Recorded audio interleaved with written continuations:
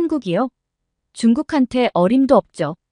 솔직히 한국이 지금 이렇게 잘 사는 것도 중국 덕분이잖아요. 그러니 한국이 중국한테 꼼짝도 못하는 거 아니겠어요? 이런 말을 하는 사람은 중국 여대생입니다. 그녀는 지도 교수님과 대화를 하면서 중국에 대한 자부심을 대단하게 드러내고 있었죠. 그러나 이 중국 여대생이 한국에 왔다가 자신이 그동안 큰 착각 속에서 살았다는 것을 깨닫게 됩니다. 과연 그녀가 한국에서 어떤 일을 겪었길래 굳건해 보이던 생각을 바꿀 수밖에 없었을까요? 지금 그 사연을 바로 시작합니다. 잠깐 영상 시청 전 좋아요 한번 눌러주시면 영상 제작에 큰 힘이 됩니다. 안녕하세요. 저는 중국에서 대학교를 마치고 지금은 서울에서 대학원을 다니고 있는 리우 메이린이라고 합니다. 이제 한국 유학 생활을 한 지 1년이 되어 가네요. 솔직히 말해서 저는 한국에 굳이 올 필요가 없었어요. 저는 중국에서 학업 성적이 늘 상위권이었고 중국이 아시아에서 가장 큰 나라인 만큼 교육의 수준도 한국보다 높다고 생각했죠. 한국에 유학 온 이유는 단순히 글로벌 기업에서 한국 대학 졸업자를 선호하기 때문에 그저 졸업장을 따기 위해서였어요. 한국 대학을 졸업하면 기업에서 더 높은 점수를 준다니까 어쩔 수 없이 온 거죠. 사실 저는 중국에서 이미 충분히 잘하고 있었어요. 고등학교 시절 내내 밤늦게까지 공부하고 방학 때도 쉬지 않고 학원을 다니면서 저는 자연스럽게 중국의 교육이 최고라고 생각하게 되었죠. 중국의 입시 경쟁률은 한국 못지않게 치열하고 우리 교육 시스템은 훨씬 더 엄격하고 체계적이라고 믿었거든요. 한국 학생들이 저보다 나을 이유가 없다고 생각했어요. 그들은 제가 겪은 것만큼의 경쟁과 노력을 경험해보지 않았을 것이라고 확신했죠. 게다가 저는 한국에 대한 정보도 많이 접하지 못한 상태였어요. 중국에서는 주로 자국의 발전상과 강점을 강조하는 뉴스와 교육을 받았기 때문에 한국에 대한 인식은 매우 한정적이었어요. 한국이 중국의 경제적, 문화적 영향력 아래에 있다고만 생각했죠. 그래서 한국에 와서도 제가 뒤처질 이유가 전혀 없다고 여겼습니다. 하지만 한국에 와서 학교를 다녀보니 저의 생각은 너무나 잘못되었다는 것을 뼈저리게 느끼게 되었습니다. 심지어 중국에서 그동안 제가 받았던 교육 과정에 대해서도 의심이 들 정도였으니까요. 지금까지 내가 뭘 배운 거지 싶었던 생각을 하게 만들었던 사건이 있었는데요. 한국에서의 첫 대학원 수업은 그룹 토론 형태로 진행되었어요. 저는 중국에서 하던 대로 인터넷에 떠도는 여러 학술 논문들을 찾아서 특정 부분들을 짜깁기해서 준비해갔죠. 그리고 제가 속한 그룹이 준비해온 발언 내용들을 읽어보는 시간을 가졌는데 같은 팀의 한국인 친구들이 놀란 표정으로 저에게 다가왔습니다. 친구들이 저에게 메일인 여기서는 여러 논문들에 나와 있는 내용을 그대로 읽는 게 아니라 논문을 이해하고 자신의 생각을 정리해서 이야기하는 거야 라고 말해주더군요. 그 말을 듣고 순간 머릿속이 하얘졌습니다. 이미 준비한 것은 논문을 그대로 타이핑한 자료뿐이었기 때문에 어떻게 해야 할지 식은땀이 나더라고요. 이미 토론 시간이 다가왔고 어쨌든 저도 토론에 참여해야 했기에 일단 준비한 자료를 읽기 시작했지만 교수님과 다른 학생들의 반응은 냉담했습니다. 모두가 각자의 생각을 활발히 나누는 가운데 저는 그저 논문 내용을 반복하기만 했기 때문에 토론의 흐름을 따라가기 어려웠어요. 그리고 같은 말을 반복하는 제 모습을 본 교수님께서는 이내 저의 생각을 이야기해보라고 하셨죠. 교수님의 말씀에 당황한 나머지 저는 그저 이 논문의 내용이 정말 중요하고 또 중요하다는 말밖에 할 수가 없었어요. 그러자 교수님은 그러니깐 그 논문이 중요하다고 생각하는 이유에 대해서 다시 물으셨죠. 저는 정말 어렵게 뜨문뜨문 말을 하기 시작했어요. 그리고 제가 언어 표현에 있어서 단어가 생각나지 않아 머뭇거리니 한국인 친구들이 도와줬고 그 도움으로 발표를 겨우 마칠 수 있었습니다. 그러자 교수님께서는 앞으로 토론은 그렇게 하면 된다고 말씀하시고 저를 격려해 주셨어요. 그날 저는 한국의 교육 방식이 단순히 암기와 반복이 아니라 깊은 이해와 비판적 사고를 요구한다는 것을 깨달았습니다. 토론이 끝난 후 한국인 친구들은 저에게 토론 준비하면서 어려운 게 있으면 도와주겠다고 했습니다. 그런데 제가 대학원생인데도 이렇게 제 생각을 표현하는 기회가 없었던 것은 중국의 사회적인 가치관 때문이라는 생각을 하게 되었어요. 중국에서는 어렸을 때부터 교육을 통해 개인보다는 집단을 중시하는 가치를 주입받아요. 학교에서는 주로 암기식 교육을 강조하고 창의적이거나 비판적인 사고보다는 정해진 답을 찾는 데 집중하죠. 이런 교육 방식 때문에 학생들은 자신의 생각을 자유롭게 표현하는 법을 배우지 못하고 결국 주어진 틀 안에서만 사고하게 되는데요. 그리고 성인이 되어서도 상황은 크게 다르지 않아요. 아시는 분들도 있겠지만 중국은 전 세계에서 검열로 가장 악명이 높은 국가입니다. 중국에서는 사회 전반적으로 정부의 검열이 매우 강력하게 이루어지고 있어서 정치적이거나 민감한 주제에 대해 자신의 생각을 공개적으로 표현하는 것이 위험할 수 있습니다. 인터넷상에서도 정부가 부적절하다고 판단한 콘텐츠는 빠르게 차단되거나 삭제되기 때문에 많은 사람들이 자발적으로 자기 검열을 하게 되고 사정이 이렇다 보니 중국 사람들은 자연스럽게 자신의 생각을 내비치지 않게 되는 거죠. 그런데 중국에서 살 때는 그게 왜 그렇게 잘못된 것인지 잘 인지하지 못했어요. 솔직히 저는 그동안 중국의 검열이 그렇게 나쁘다고만 생각하지는 않았습니다. 물론 정치적 검열이 심하긴 하지만 음란하고 공공도덕에 해롭다고 여겨지는 것들이 삭제되고 차단되면 국민들에게 더 좋은 것이라고 생각했기 때문이었어요.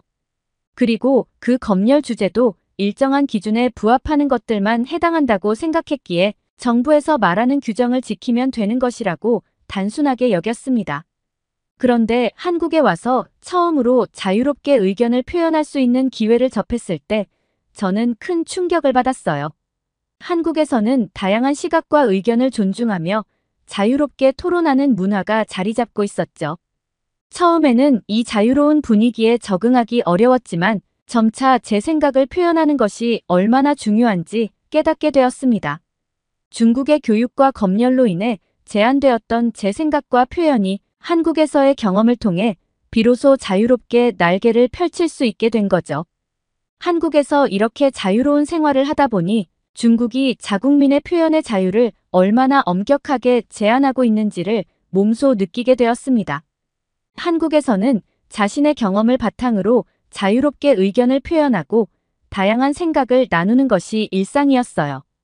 이렇다 보니 중국에서의 검열이 단순한 규제 이상의 문제임을 실감하게 되었는데요.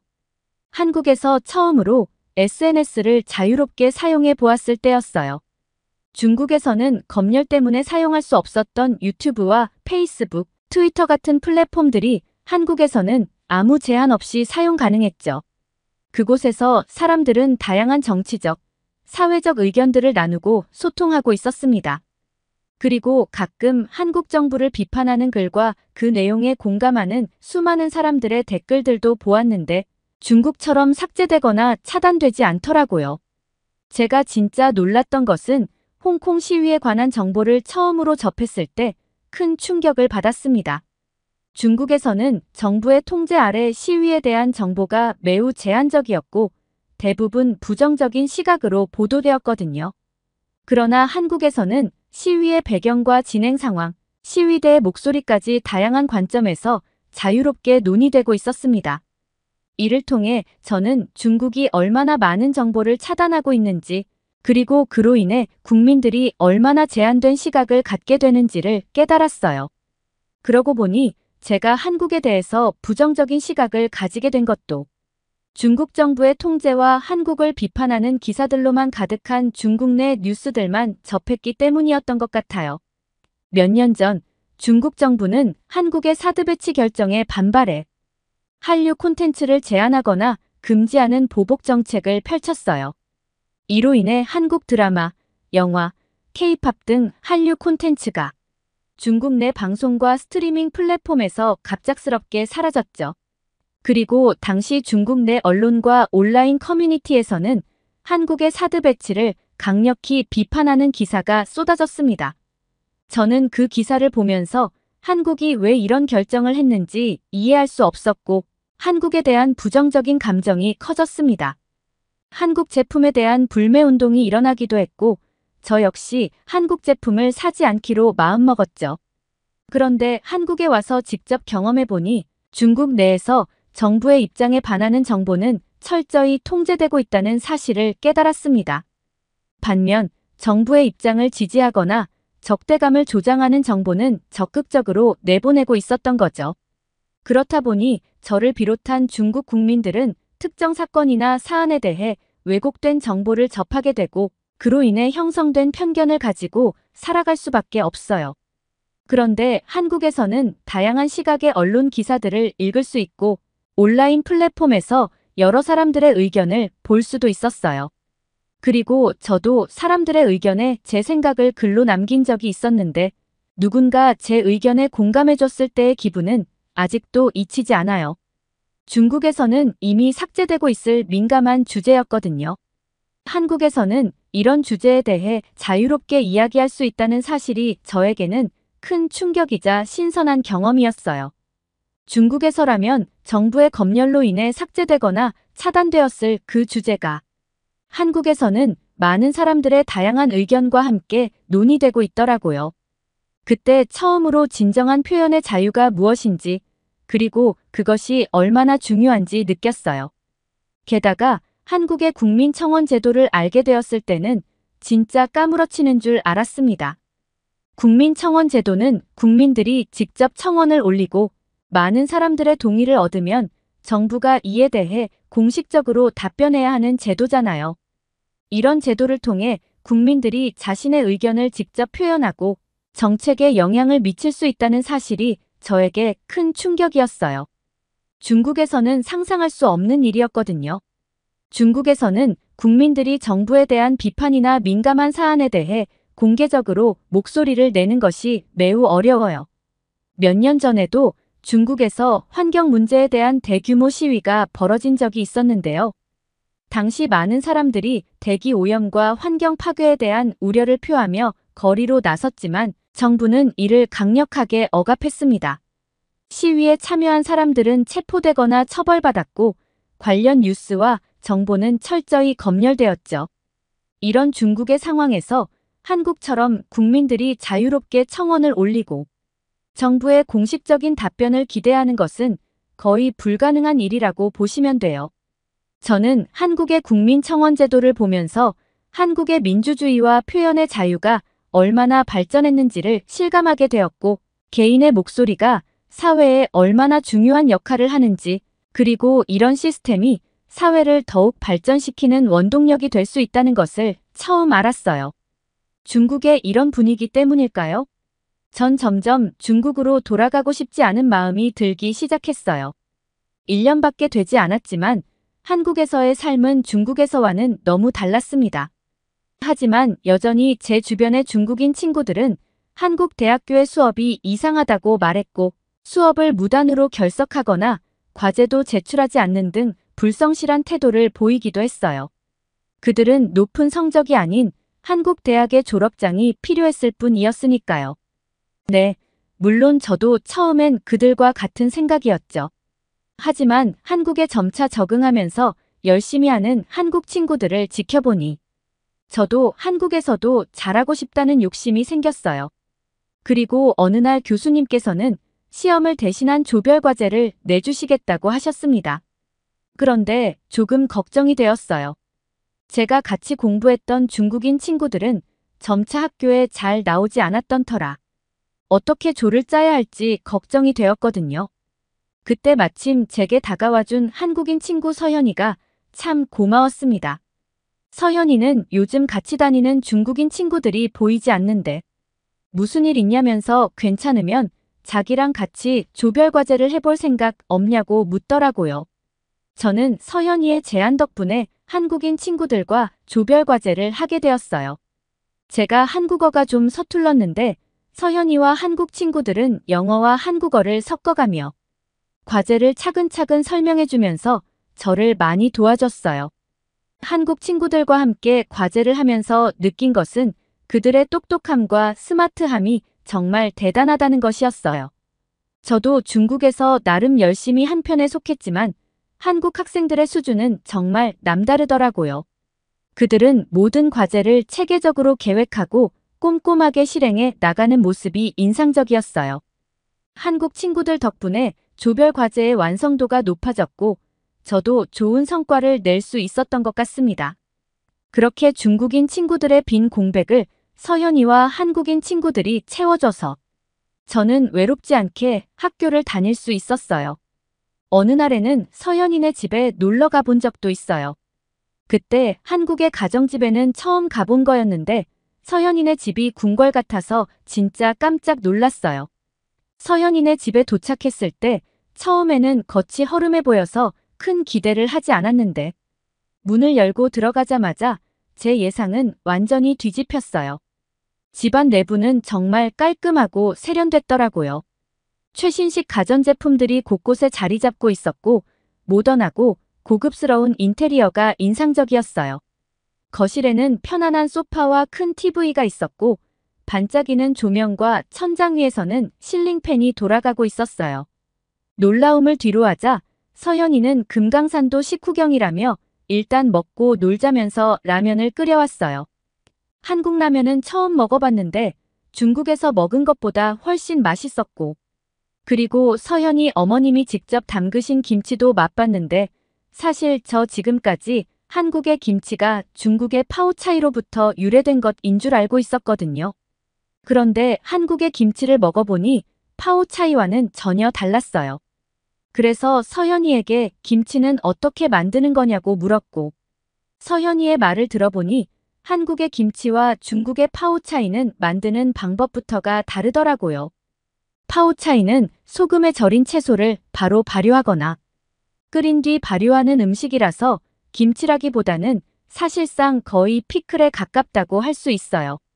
그런데 김치는 배추, 무 등 채소를 1차적으로 소금에 절인 후 2차로 고춧가루, 파, 마늘, 생강 등을 넣어서 발효시키고 이런 과정에서 김치는 유산균 발효 과정이 활발하게 일어나 발효 전과 후의 맛 변화가 확실한 데 비해 파오차이는 미생물 활동이 활발하지 않아 발효에 따른 맛 변화가 미미하거든요. 이렇게 한국에 와서 김치를 먹어보기만 해봐도 김치와 파오차이가 전혀 다른 음식이라는 것을 알 수 있는데 중국에선 이걸 왜 알지도 못했고 받아들이려고 하지도 않았는지 새삼 그동안 제가 우물 안에 개구리처럼 살아왔단 생각에 약간 우울해졌어요. 라면을 다 먹고 우리는 간식을 챙겨 거실 소파에 한 자리씩 차지하고 넷플릭스로 한국 드라마를 보기 시작했어요. 서현이는 자기 인생 드라마라면서 미스터 선샤인을 키더라고요. 그래서 제가 인생 드라마라면 이미 다 본 거 아니냐면서 나 때문에 괜히 이미 본 드라마를 또 볼 필요는 없다고 말했어요. 그런데 전 서현이의 대답에 기겁하는 줄 알았어요. 이 드라마는 또 봐도 괜찮다면서 벌써 10번째 다시 보고 있는 중이라고 하더라고요. 아니, 어떻게 같은 드라마를 10번씩이나 또 볼 수 있는지 이해가 쉽게 되지는 않았어요. 그런데 그 드라마를 다 보고 나니 왜 10번씩 봐도 질리지 않는지 이해가 되더라고요. 한국 드라마가 정말 신기한 게 처음 볼 때 느낌과 두 번째 볼 때 느낌, 그리고 세 번째 볼 때 느낌이 계속 다르더라고요. 제가 원래 드라마를 끝까지 못 보기도 하고 중국 드라마는 아무리 재미있어도 절대 다시 보고 싶다거나 하는 생각을 해본 적이 없었어요. 그런데 한국 드라마는 스토리를 다 알아도 보고 또 봐도 재미있다는 것이 바로 이런 걸 두고 하는 표현이었다는 것을 깨닫게 되었고 지금은 저도 결국 미스터 선샤인을 4번째 다시 보고 있답니다. 서현이의 말대로 정말 봐도 봐도 질리지가 않더라고요. 그렇게 저는 서현이와 한국 친구들과 더 끈끈하게 친해졌습니다. 지금 생각하면 제가 한국에 처음 왔을 당시만 해도 저는 한국을 무시하고 깔봤는데 한국 친구들은 제가 중국에서 왔다고 해서 중국을 무시하거나 험담하지 않았어요. 그게 내심 고맙고 미안하더라고요. 그래서 친구들에게 더 잘해줘야겠다고 생각했습니다. 그런데 제가 이 한국 친구들 때문에 중국인 친구와 대판 싸우게 된 사건이 있었는데요. 어느 날 수업을 마치고 서현이와 한국 친구들과 점심을 먹으려고 하던 차에 중국에서 거의 동시에 유학을 온 리웨이를 우연히 만났어요. 리웨이는 제게 인사하며 오랜만이라고 말을 걸었고 점심시간인데 밥 안 먹었으면 같이 먹자고 하더라고요. 리웨이를 너무 오랜만에 만나기도 했고 반가웠던 건 사실이지만 서현이와 한국 친구들과의 약속이 있던 터라 리웨이의 갑작스러운 제안이 좀 곤란했었어요. 그런데 제가 곤란해하니 서현이와 한국 친구들은 자신들은 괜찮으니 리웨이와 좋은 시간 보내라며 저를 이해해줬습니다. 그리고 전 리웨이와 함께 캠퍼스를 걷기 시작했어요. 그동안 안부를 물으며 리웨이에게 뭐 하길래 수업도 안 나오느냐고 열심히 좀 하라면서 채찍질을 했습니다. 그러자 리웨이는 저를 쳐다보더니 너 변한 것 같다 라고 말했어요. 그 말에 저는 어이가 없어서 뭐가 변했다는 거냐고 되물었더니 한국으로 처음 왔을 때만 해도 한국 대학교 대충 다니고 졸업장이나 따서 빨리 중국 가자고 했던 네가 수업을 열심히 안 듣는다고 자신에게 잔소리하는 게 너무 신선하다고 비아냥거리더라고요. 또 한국 친구들이랑 어울리다 보니 네가 한국인이라도 된 것 같냐며 우리는 대국인 중국인들이라는 거 잊지 말라고 하더군요. 그러면서 벌써 중화민족의 위대함을 잊고 한국 문화에 빠졌다며 못마땅한 표정을 지었어요. 게다가 네가 좋아하는 한국의 대부분의 것들은 다 중국에서 뿌리를 두고 있는 거라며 중국인으로서의 자긍심을 잊지 말라는 이야기를 하더라고요. 그리고 요즘 자기가 바빠서 너를 자주 보진 못했지만 오늘 보니 한국 애들한테 적지 않게 끌려다니는 모습도 그렇게 좋게만은 안 보인다고 했습니다. 오랜만에 만난 같은 고향 친구가 제게 한다는 말이 고작 이런 말들 뿐이라니 간만에 상처를 크게 받았네요. 리웨이의 말처럼 제가 변한 것이 사실이었던 것 같아요. 예전 같았으면 리웨이 말에 크게 공감하고 서로 맞장구 쳤겠죠. 그런데 이제는 말도 안 통한다는 느낌이 들어서 리웨이 말에 반박하기조차도 그만두기로 했어요. 그리고 그날 불편한 점심을 하고 나서 저는 멍하니 초점 없이 길을 걸어가고 있었습니다. 리웨이의 말이 상처가 되기도 했지만 내가 다시 중국에 가서 리웨이와 같은 생각을 하는 사람들과 생활을 할 수 있을까? 란 생각에 빠지게 된 거죠. 횡단보도를 건너려고 기다리고 있었는데 그 생각에 계속 그곳에서 서 있게 된 거예요. 그런데 진짜 신기했던 게 갑자기 지나가려던 차가 속도를 줄이고 멈추더니 제게 손짓을 하는 거예요. 그래서 갑자기 잘 가던 차가 왜 멈춰섰지? 하면서 그 운전자를 쳐다봤더니 글쎄, 저보고 건너가라는 손짓을 하는 거였어요. 아마도 그 운전자는 제가 신호등도 없는 횡단보도에서 차가 멈춰주기만을 기다린다고 생각하셨는지도 몰라요. 이런 배려를 받은 건 또 한국이 처음이네요. 중국에서는 길을 건널 때 항상 조심해야 해요. 대부분의 운전자들이 신호를 잘 지키지 않아서 횡단보도에서 초록불이 켜져 있어도 안심할 수 없어요. 차들이 꼬리에 꼬리를 물고 끝없이 지나가고 보행자가 길을 건너려고 하면 오히려 더 빨리 가려고 하는 경우가 많거든요. 그래서 가만히 기다리다 보면 도저히 길을 건널 수가 없죠. 횡단보도를 건널 때도 차들이 사람이 있든 없든 그냥 밀고 들어오는 경우가 많아서 정말 위험해요. 초록불을 보고 건너도 신호를 무시하고 달려드는 차들 때문에 몇 번이나 아찔한 순간을 겪었답니다. 한국의 운전자의 작은 배려에 저는 큰 감동을 느꼈고 리웨이 때문에 망친 제 기분을 어느 정도 회복할 수 있었답니다. 그리고 전 요즘 많은 고민들을 하고 있어요. 제가 만약 중국에서만 있었다면 절대 생각도 안 해봤을 고민들인 것 같아요. 그 고민들 속에선 한국에 대한 고민이 가장 큽니다. 원래는 대학원을 마치고 바로 중국으로 돌아가려고 했는데 한국에서의 생활을 경험하면서 생각이 많이 바뀌었어요. 한국에서 지내면서 많은 친구들을 사귀고 새로운 문화와 생활 방식을 배우면서 점점 한국에 대한 애정이 생겼습니다. 한국의 학문적 환경도 매우 인상적이었고 다양한 기회들이 많다는 것을 알게 되었어요. 여기서 얻은 경험들이 저의 잘못된 가치관을 바로 잡아주었고 제 미래에 대해 새로운 가능성을 열어준 것 같아요.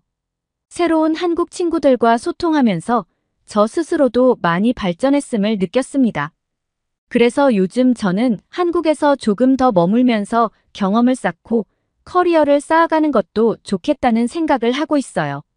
여기서 인턴십이나 직장을 구해볼까 하는 고민도 하고 있고, 더 나아가서는 한국에서 직업을 갖고 생활해보는 것도 고려하고 있습니다. 이런 생각들은 모두 한국에서의 긍정적인 경험 덕분에 생긴 것이겠죠? 이제는 한국이 저에게 제2의 고향처럼 느껴집니다. 이곳에서 더 많은 도전과 성장을 경험하며 제 미래를 만들어가고 싶습니다. 한국에서의 삶이 저에게 가져다준 변화를 진심으로 감사하게 생각하고 있어요. 오늘의 사연 어떠셨나요? 한때 한국을 무시하고 깔보던 중국의 여대생이 막상 한국에 와서 많은 것을 배우고 생각에 큰 변화가 온 것 같네요. 앞으로도 그녀가 한국에서 멋진 도전과 성장을 이어가길 바라며 그녀의 밝은 미래를 진심으로 응원합니다. 오늘의 이야기가 좋으셨다면 구독과 좋아요를 눌러주세요. 여러분의 구독과 좋아요는 영상 제작에 큰 힘이 됩니다. 끝까지 시청해주셔서 감사합니다. 더욱더 감명 깊은 사연으로 찾아뵐게요.